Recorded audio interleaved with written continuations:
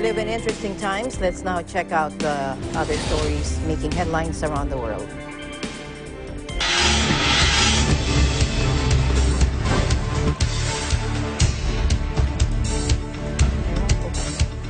The World Health Organization called the new coronavirus outbreak a pandemic on Wednesday, issuing a grim warning that the global spread and severity of the illness was due to alarming levels of inaction. There are 118,000 cases, more than 4,000 deaths, and the virus has found a foothold on every continent except for Antarctica. Take a look.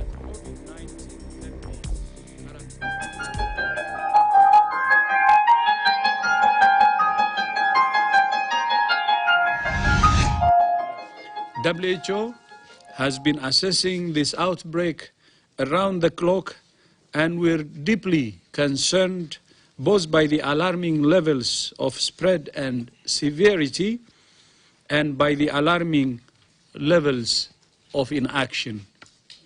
We have therefore made the assessment that COVID-19 can be characterized as a pandemic. Pandemic is not a word to use lightly or carelessly. It's a word that, if misused, can cause unreasonable fear or unjustified acceptance that the fight is over, leading to unnecessary suffering and death. We have never before seen a pandemic sparked by a coronavirus. This is the first pandemic caused by a coronavirus. And we have never before seen a pandemic that can be controlled at the same time. We have rung the alarm bell loud and clear. WHO defines a pandemic as the worldwide spread of a new disease for which most people do not have immunity. Signs of a widening European crisis emerged Wednesday, with Ireland, Albania, Belgium, Sweden, and Bulgaria registering their first deaths, while Italy clocked more than 2,300 new cases in the last 24 hours, and infections in Spain jumped by a quarter to more than 2,100. Take a look.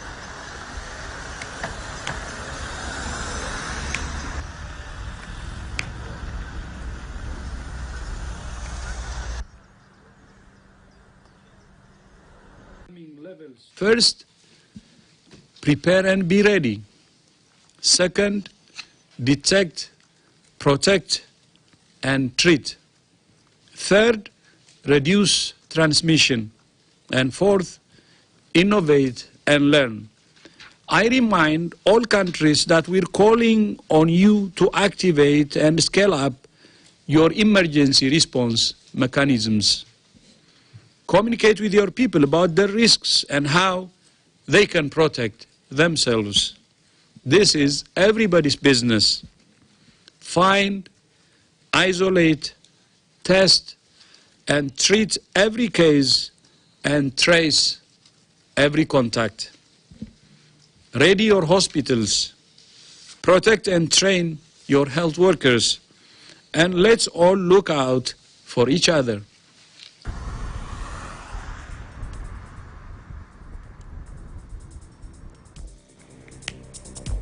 Countries must double down on their efforts to stop the spread of COVID-19 coronavirus. That is what the UN Health Agency said after announcing that the global emergency can now be described as a pandemic. Let's listen in. All of us face a common threat, the coronavirus, COVID-19. Today's declaration of a pandemic is a call to action for everyone, everywhere. It is also a call for responsibility and solidarity, as nations united and as people united. As we fight the virus, we cannot let fear go viral. Together we can still change the course of this pandemic, but that means addressing inaction.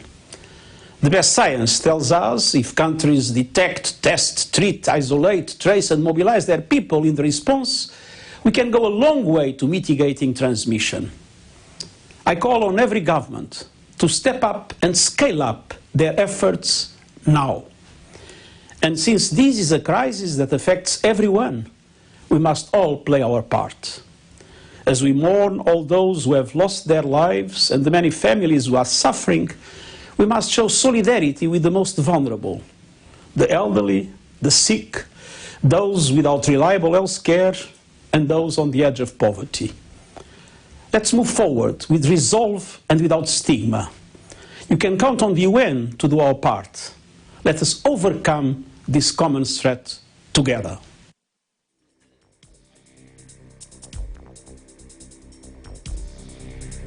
After being criticized for downplaying the COVID-19 threat, President Trump adopted a more somber tone in a rare Oval Office address. President Trump credited his administration for an early travel ban on China and then announced that he is extending those restrictions to Europe. Take a look. United States for the next. Today, the World Health Organization officially announced that this is a global pandemic. The European Union failed to take the same precautions and restrict travel from China and other hotspots. As a result, a large number of new clusters in the United States were seeded by travelers from Europe. After consulting with our top government health professionals, I have decided to take several strong but necessary actions to protect the health and well-being of all Americans. To keep new cases from entering our shores, we will be suspending all travel from Europe to the United States for the next 30 days.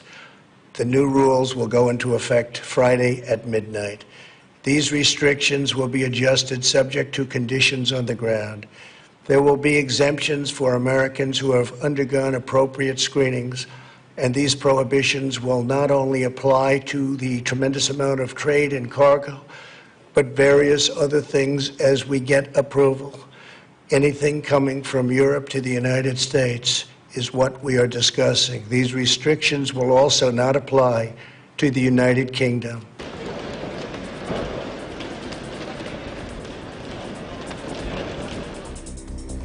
The European Union will on Thursday assess the travel ban on Europe imposed by U.S. President Donald Trump.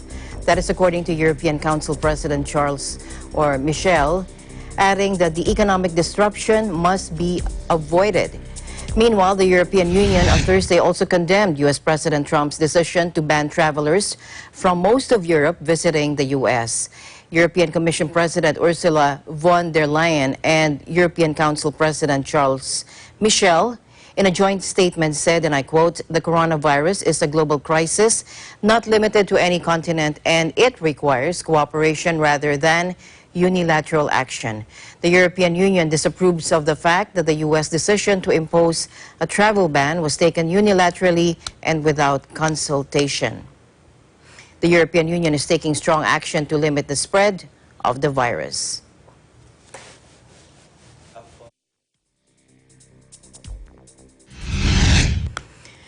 In Europe still, Spain's equality minister has tested positive for coronavirus and has been quarantined with her partner, according to Deputy Prime Minister and Podemos leader Pablo Iglesias, a government statement said Thursday.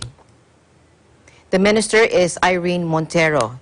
She's in a good condition, and second Deputy Prime Minister Pablo Iglesias is also in quarantine due to the situation, added the statement.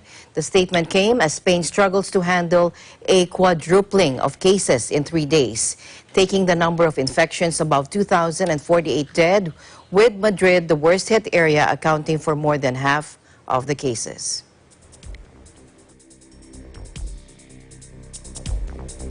In Washington, Dr. Anthony Fauci, the director of the National Institute of Allergy and Infectious Diseases, testified before Congress about the novel coronavirus. He warned that the escalating outbreak should prompt organizations to scrap large gatherings. He also warned that things will get worse before they get better. How much worse we'll get will depend on our ability to do two things: to contain the influx of people who are infected coming from the outside, and the ability to contain and mitigate within our own country. Bottom line, it's going to get worse. And although we are containing it in some respects, we keep getting people coming in from the country that are travel related. We've seen that in many of the states that are now involved. And then when you get community spread, it makes the challenge much greater. So I can say we will see more cases and things will get worse than they are right now. I can't give you a realistic number until we put into the factor of how we respond. If we are complacent and don't do really aggressive containment and mitigation, the number could go way up and be involved in many, many millions.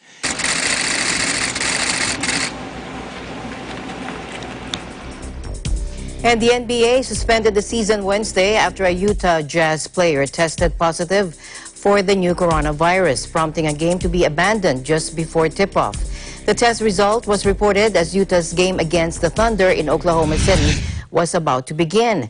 The game was abruptly postponed and the players were effectively quarantined in the locker room area. The league said the affected player, believed to be French defensive standout Rudy Gobert, was not at the arena and was being treated by health officials in Oklahoma City.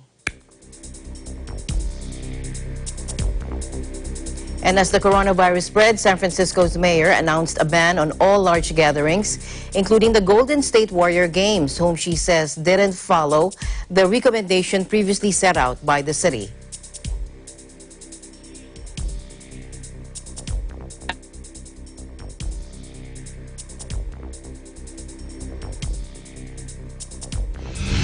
As a result, we have decided to take that a step further. And putting a moratorium on large-scale events of 1,000 or more people as it relates to trying to mitigate the impacts of the virus on communities throughout our city. And, I will say that the Warriors did what they wanted to do, and they didn't follow the recommendation, but they were well within their right to do what they did, and that's why it was important that we provided definitively that this should not be happening so that we could provide them with the guidance to basically make it clear to them that this is not something that should have been allowed. Meanwhile, President of the Golden State Warriors, Rick Welts, said they will play Thursday's March 12 game against the Brooklyn Nets, but fans will not be allowed inside the Chase Center. We just want to at least start this by saying we've had a, I think, really productive collaboration with the City of San Francisco. Yesterday, I'd asked to meet with the mayor this morning, and we did have that meeting this morning, and it was very, I would say it's very cordial. It was very constructive. I hope she feels the same way. I was in touch with the NBA immediately after the meeting with the mayor, and the NBA agreed the best way forward for us was to play tomorrow night's game without fans. So that is what we're planning to do.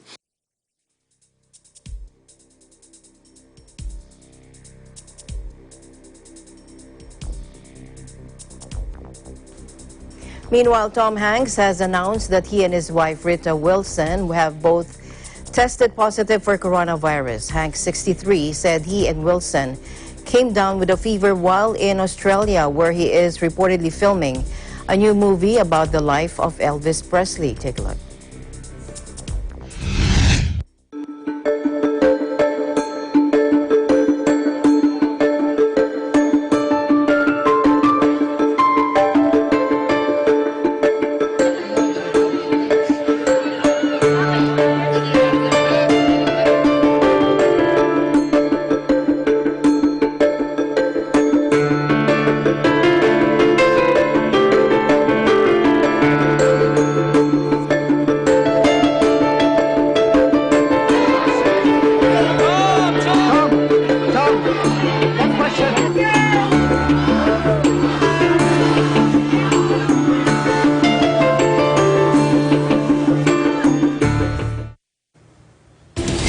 And that's all the time we have for you tonight. Join us online and here again tomorrow evening. From all of us here, I'm Alma Angeles. Thank you. Always one with 25.